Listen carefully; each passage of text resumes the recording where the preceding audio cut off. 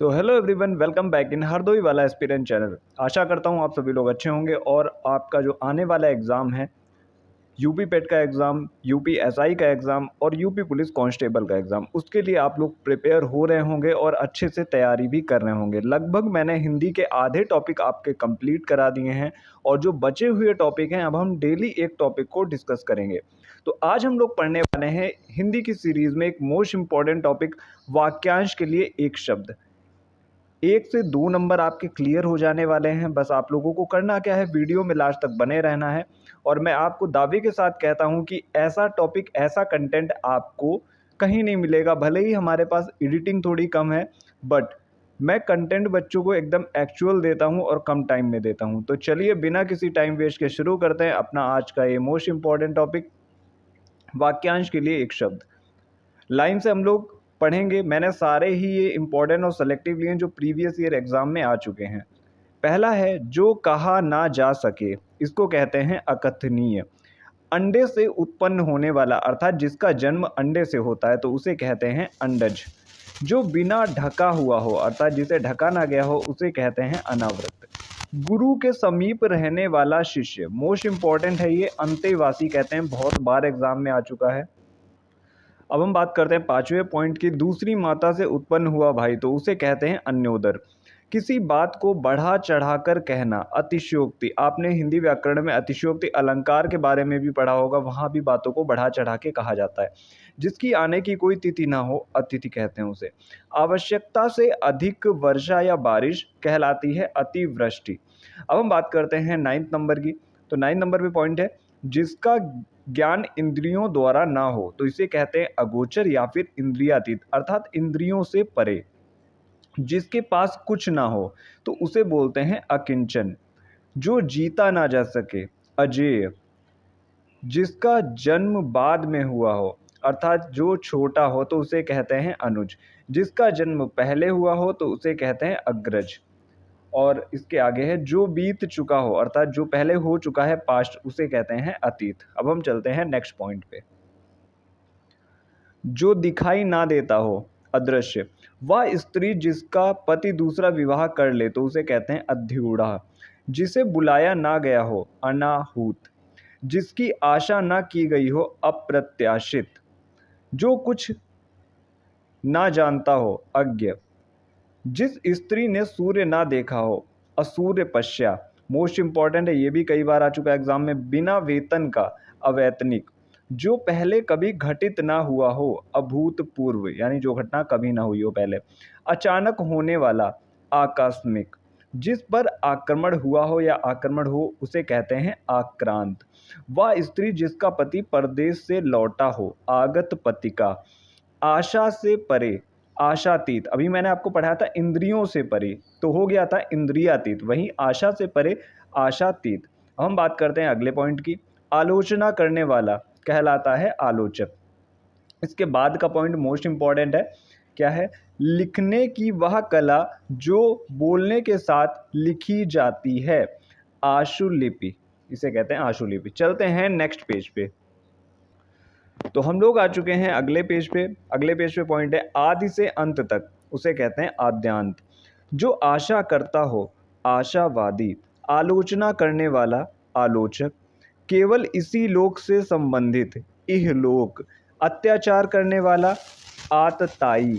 पूरब और उत्तर के बीच की दिशा को क्या कहते हैं? ईशान। मोस्ट इंपॉर्टेंट है, कई बार एग्जाम में वाला क्वेश्चन आ चुका है।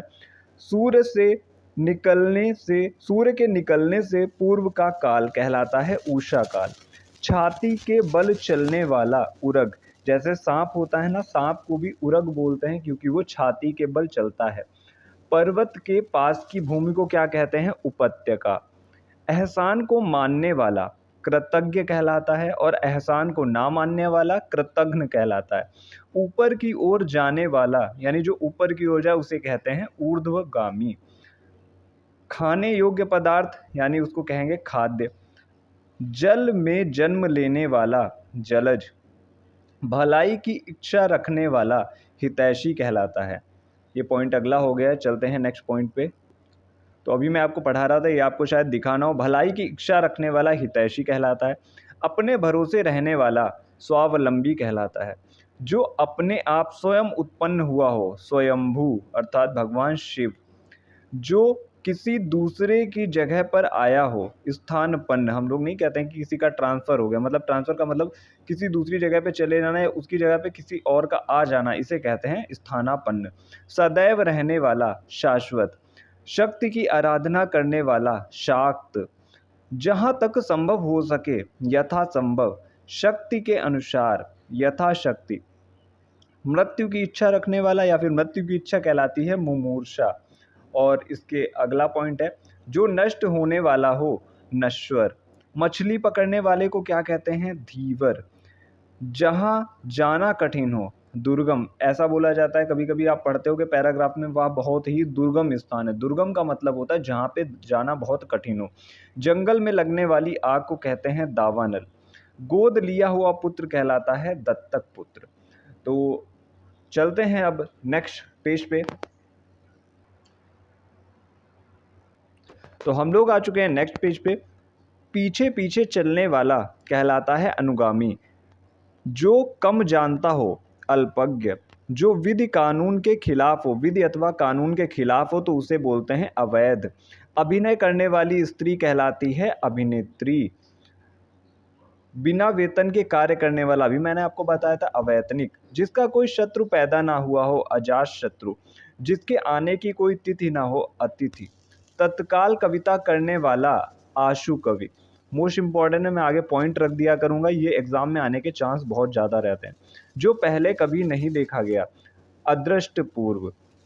जो खाने योग्य नहीं है, अखाद्य। जो मापा ना जा सके, अपरिमेय। जो अपनी हत्या करता है स्वयं, उसको कहते हैं, आत्महत्या भी कह सकते हैं, आत्महंता भी कह सकते हैं। चलते हैं अगले पॉइंट पे। आदि से अंत तक अधोपांत कहलाता है। जिसका जन्म निम्न जाति में हुआ हो, अंत्यज। पूरब और उत्तर के बीच की दिशा ईशान कहलाती है। अभी मैं आपको पढ़ा चुका हूँ, पूरब और उत्तर के बीच की दिशा। पर्वत की तलहटी की भूमि को क्या कहते हैं, उपत्यका। और पूछा जाए कि चोटी को क्या कहते हैं, तो अधित्यका कहते हैं। पर्वत के ऊपर की भूमि को, देखिए ये जैसे पर्वत हो गया, इसकी जो निचली भूमि है इसको कहेंगे उपत्यका यानी तलहटी, और ऊपर की भूमि को क्या कहेंगे, अधित्यका। ये आप लोग याद रखिएगा। जो ऊपर कहा गया हो, उपर्युक्त। इतिहास से संबंध रखने वाला, ऐतिहासिक।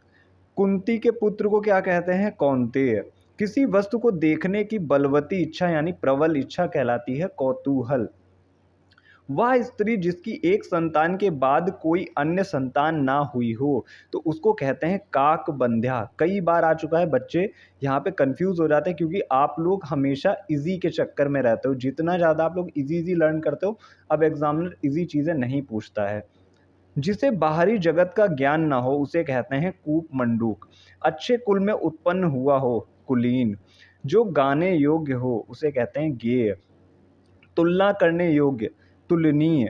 जानने की इच्छा रखने वाला, जिज्ञासु। पेट की अग्नि को कहते हैं जठर अग्नि। क्षण में खत्म होने वाला, क्षण भंगुर। ये भी मोस्ट इम्पॉर्टेंट है, ये भी मोस्ट इम्पॉर्टेंट है। जिसकी ग्रीवा सुंदर हो, अर्थात जिसकी गर्दन सुंदर हो, उसे कहेंगे सुग्रीव। बाएं हाथ से हथियार चलाने में सक्षम व्यक्ति को कहते हैं सव्यसाची। तो ये थे कुछ इम्पॉर्टेंट वाक्यांश के लिए एक शब्द। चलते हैं अगले पेज की तरफ। तो हम लोग आ चुके हैं नेक्स्ट पेज पे। जिस स्त्री का पति जीवित हो, उसे कहते हैं सधवा। जिस स्त्री का पति मर चुका हो, उसे बोलते हैं विधवा। जो मांस खाता हो, जो मांस खाता है, उसे बोलते हैं शामिस। और जो ना खाता हो, उसे कहते हैं निरामिष। जो सर्वशक्ति संपन्न हो, उसे कहते हैं सर्वशक्तिमान। एक ही उदर से उत्पन्न होने वाले या जन्म लेने वाले कहलाते हैं सहोदर। जो ना बहुत ठंडा हो ना ही अधिक गर्म हो, तो उस अवस्था को कहते हैं समशीतोष्ण। सोने की इच्छा को कहते हैं सुषुप्ता। पसीने से उत्पन्न होने वाला या फिर स्वेद से उत्पन्न होने वाला कहलाता है स्वेदज। शिव का उपासक कहलाता है शैव। हमेशा रहने वाला, शाश्वत। और मैंने भी बोला था जो क्षण में खत्म हो जाए उसे क्या कहते हैं, क्षण भंगुर। जिस पुरुष की पत्नी मर चुकी हो, उसको कहते हैं विदुर। और जिस स्त्री का पति मर चुका हो, उसको कहते हैं विधवा। हम चलते हैं अगले पॉइंट पे। युद्ध करने की इच्छा रखने वाले को कहते हैं युयुत्सु। मोक्ष की इच्छा रखने वाले को कहते हैं मुमुक्षु। और जो मरना चाहता हो उसे कहते हैं मुमूर्षा, जिसकी मरने की इच्छा हो। भोजन करने की इच्छा को बोलते हैं बुभुक्षा। मोस्ट इंपॉर्टेंट पॉइंट है, अक्सर यहाँ से एक ना एक क्वेश्चन जरूर बनता है। सागर में लगने वाली अग्नि बड़वानल कहलाती है। तुरंत सोचने की शक्ति रखने वाले को कहते हैं प्रत्युत्पन्न मति। बहुत दिन पहले ब्याही स्त्री को कहते हैं प्रौढ़ा। मार्ग में खाने हेतु दिया जाने वाला भोजन कहलाता है पाथेय। प्रिय बोलने वाली स्त्री को कहते हैं प्रियमवदा। पर पुरुष से प्रेम करने वाली स्त्री यानी दूसरे पुरुष से, तो उसे कहते हैं परकीया। आकाश में विचरण करने वाला कहलाता है खेचर।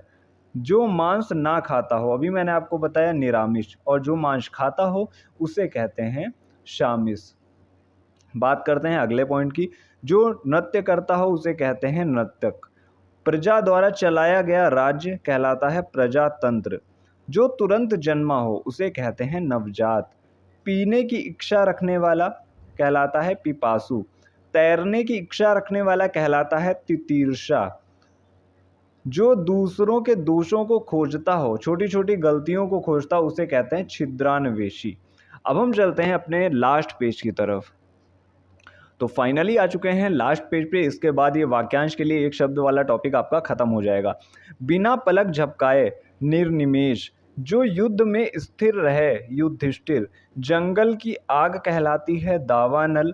पेट की आग कहलाती है जठर अग्नि। देखिए, उदर की आग बोले तब भी आपको जठर अग्नि ही टिक करना, उदर मीन्स पेट होता है। पेट की आग डायरेक्ट पूछता है तब भी आपको जठर अग्नि लगाना है। और अगर आपसे पूछता है जठर में लगने वाली आग, तब भी होता है जठर अग्नि। समुद्र में लगने वाली आग बड़वानल। जिसका इलाज ना हो सके असाध्य।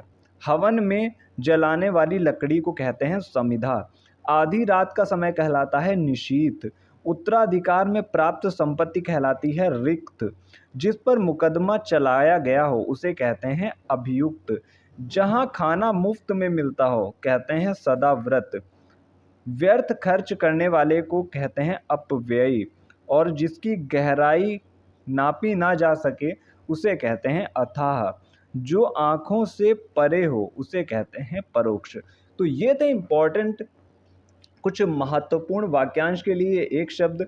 और केवल 12 या 13 मिनट का वीडियो है। जो भी बच्चे मेहनती हैं लास्ट तक वीडियो देख लीजिएगा और एक से दो बार रिवीजन ज़रूर कर लें, जिससे आपकी चीज़ें क्लियर हो जाएं। तो आज के लिए इतना ही। मिलते हैं next day next important topic के साथ। Thank you.